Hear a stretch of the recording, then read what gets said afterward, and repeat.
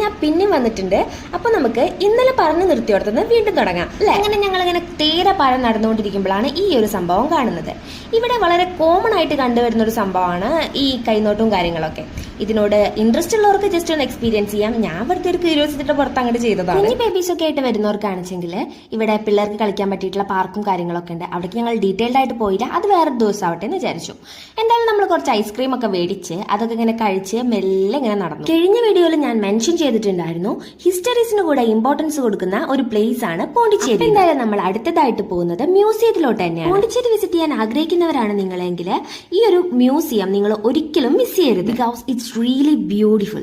10 രൂപയുടെ ഒരു ടിക്കറ്റ് എടുത്തു കഴിഞ്ഞാൽ നിങ്ങൾക്ക് ഈ ഒരു മ്യൂസിയത്തിലേക്ക് എൻട്രി ചെയ്യാൻ പറ്റും. വീഡിയോഗ്രാഫി, ഫോട്ടോഗ്രാഫി എല്ലാം ഇവിടെ പ്രൊഹിബിറ്റഡ് ആണ്. അതുകൊണ്ട് തന്നെ ഞങ്ങൾക്ക് അധികം വീഡിയോസ് ഒന്നും ഇവിടെ നിന്ന് എടുക്കാൻ പറ്റിയിട്ടില്ല. സത്യം പറഞ്ഞു കഴിഞ്ഞാൽ ഞങ്ങൾ ഭയങ്കര ഷോക്കായി പോയി ഈ ഒരു മ്യൂസിയം കണ്ടപ്പോൾ. കാരണം 18th 19th സെഞ്ചുറിയിലുള്ള കാര്യങ്ങളാണ് ഇവർ ഇതിന്റെ അകത്ത് സൂക്ഷിച്ചു വെച്ചിട്ടുള്ളത്. റൂളിംഗ് ടൈമിൽ ഇവിടുത്തെ ഗവർണർ ഉപയോഗിച്ചിട്ടുണ്ടായിരുന്ന ബെഡ് വരെ ഇവരിവിടെ കീപ്പ് ചെയ്തിട്ടുണ്ടെന്നുള്ളതാണ്.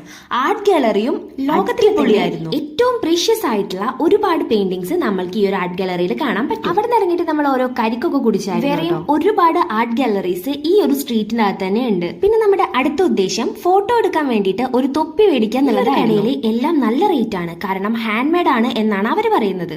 എന്തായാലും നമ്മൾ അവിടെ തൊപ്പി മാത്രം മേടിച്ചിറങ്ങി. ഇനിയും ഒരുപാട് വിശേഷങ്ങൾ പറയാനുണ്ട്. എന്തായാലും ഇപ്പൊ ഞാൻ പോട്ടെ.